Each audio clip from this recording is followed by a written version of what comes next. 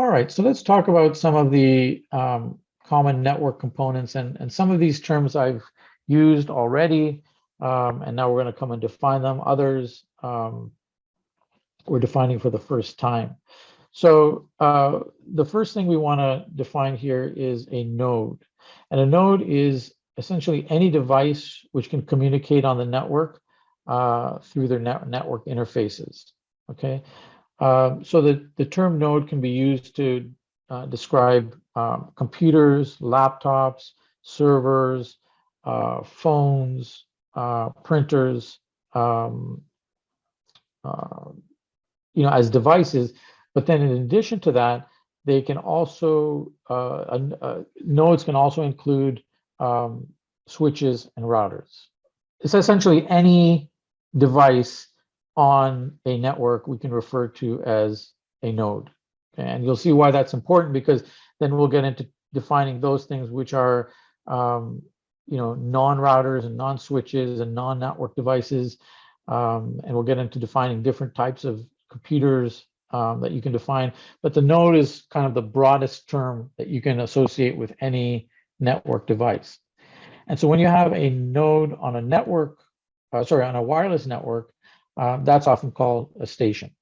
Okay, so you can see here in the red box at the bottom of the screen the various examples of nodes. It's literally anything, any device that can be on a network. Okay, so when we say a network node, we literally mean anything, and a station would be a node on a wireless network. Now, you'll often hear people refer to hosts. Sometimes, you might even hear them being called network hosts. But a host is a computer or other device that is going to communicate with similar kinds of devices on a network. Okay, a host typically will not include network devices like switches and routers, which fall into the node category. So these are typically devices that perform some non-network related function. So it could be your PCs, it could be your phones, it could be your, some of you have your thermostats on your network. Those are all hosts, and each host is going to require a unique IP address. And again, we'll talk about what IP addresses are. Those are very important as part of networks, but you can think about the IP address as the unique unique ID for that particular device. If I, or that host, or that node, if I want to be able to communicate with a particular node or with a host, then I need to know that device's IP address, and that's going to be unique on any given network. So host is kind of any device that's a compute type of device. Then you're going to have a workstation. So a workstation is normally refers to a computer that's used by a single user. So my laptop would be a workstation, or somebody has a desktop that's a workstation.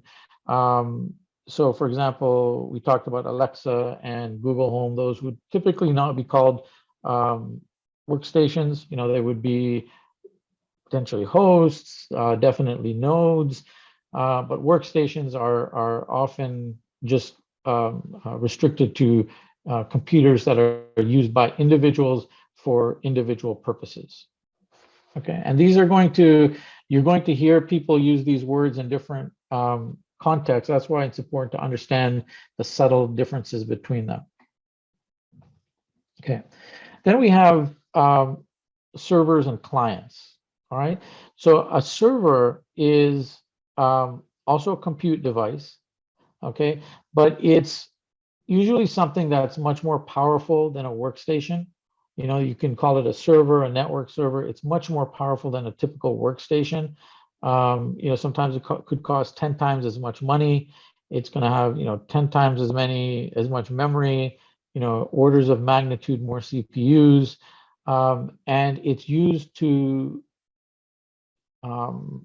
provide services to a lot of people. So for example, you can have a file server. A file server is used to store files, let's say in an office, for all of the users. So rather than having your files stored on your local workstation, you'll have a central location where all these files are stored, and that would be called a file server. But then you also have something called a web server. And you guys, all of you use web servers every day. So anytime you go to a website, it is running, that software is running on a web server.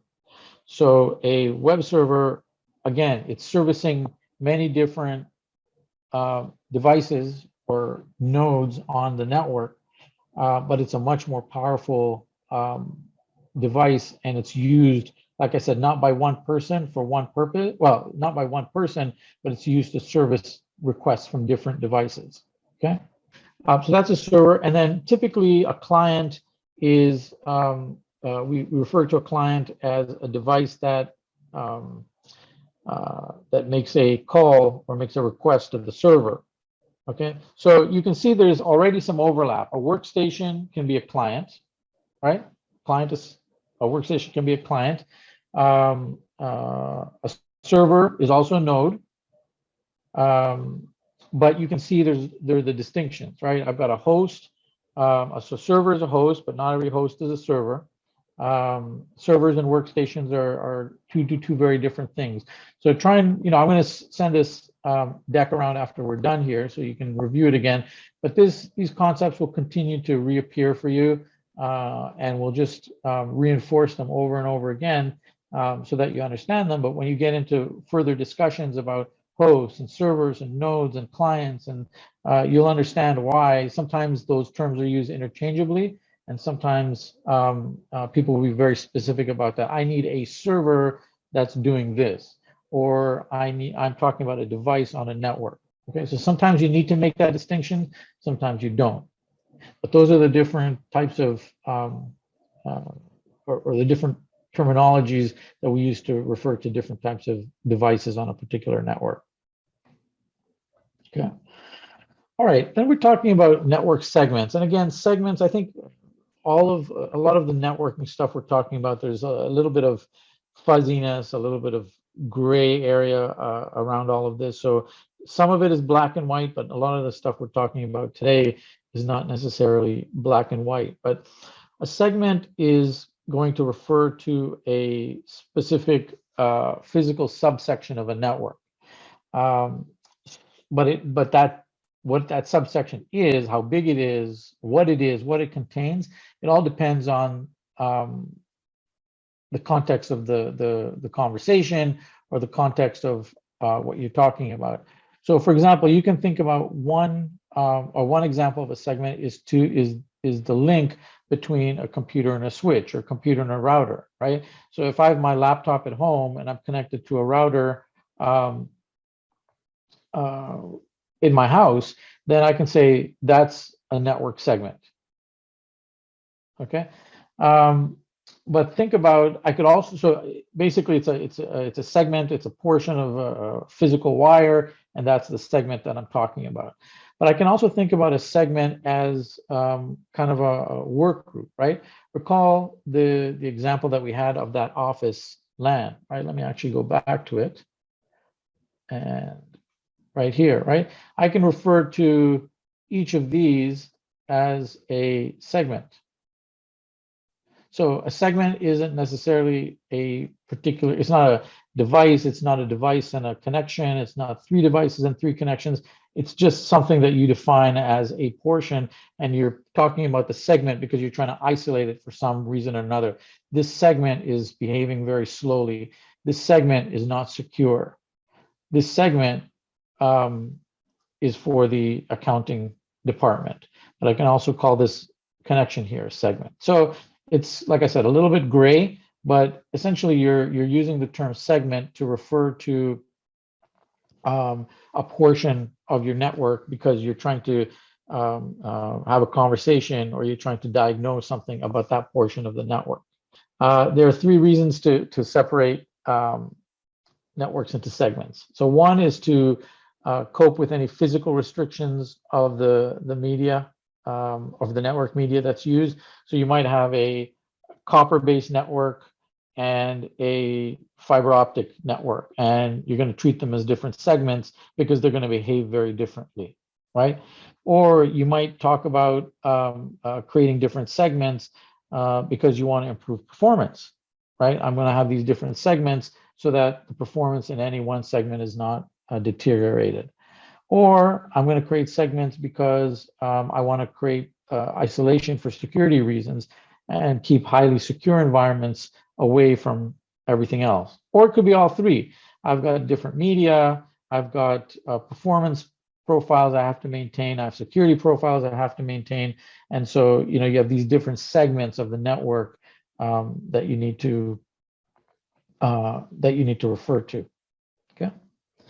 And then we have those are the segments. And then we have the backbone. So the backbone, often when you hear about the backbone, you'll hear about it as the internet backbone. That's what you'll hear people talk about. And but really the backbone you can think about as a fast link or a high performance link that connects other segments of the network, right? So you can think about it as like your own backbone, right? Your own backbone sort of provides you that stability, provides the link from your head down to the rest of your body, and that's what your backbone is. So when you have two segments, you're going to have them connected by a backbone.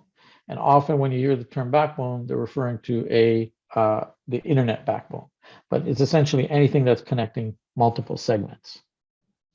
So we have next the transmission media, and we started this call with the definition of a network as saying it's two devices connected by some transmission media without me defining what transmission media is. But essentially it is a communication channel between nodes that carries information from a sender to a receiver. Okay, so it's something that can transmit signals, electromagnetic signals. You know, you transmit electromagnetic or signals in order for this communication to happen.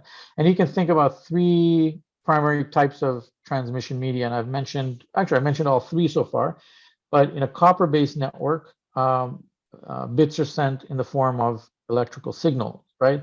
So most of your homes and offices inside the home and inside the office are copper-based networks, and those are just electrical signals. For those of us who are in the US and maybe you know, other places as well, but I know in the US because these are the companies I know, a lot of internet providers talk about their fiber optic network, right? So the network that brings the internet to your home or to the local switch near your house is a fiber optic network, right? You hear that a lot. They advertise that. So those fiber-based networks, the bits are going to be sent in the form of light pulses. Okay, but that's another transmission media, fiber-based fiber, and that's going to be much faster than copper because you know you've got light traveling. And then you've got the third kind of network, which we're all familiar with, which we love. And I don't know where we'd be without them today, but you know, 20 years ago or 10 years ago, 15 years ago, we didn't have them, are wireless networks. And in wireless networks, the bits or the information is sent in the form of radio waves, right? And sometimes you guys might notice on your network, you have these 2.4 gigahertz band or 5 gigahertz band, and it interferes with your microwave sometimes. Your microwave interferes with your wireless network. It's because they're using the same types of waves, and the waves are running into one another. But that's essentially what the transmission media is. It's just that thing that's carrying the signal between two devices or two nodes on a particular network.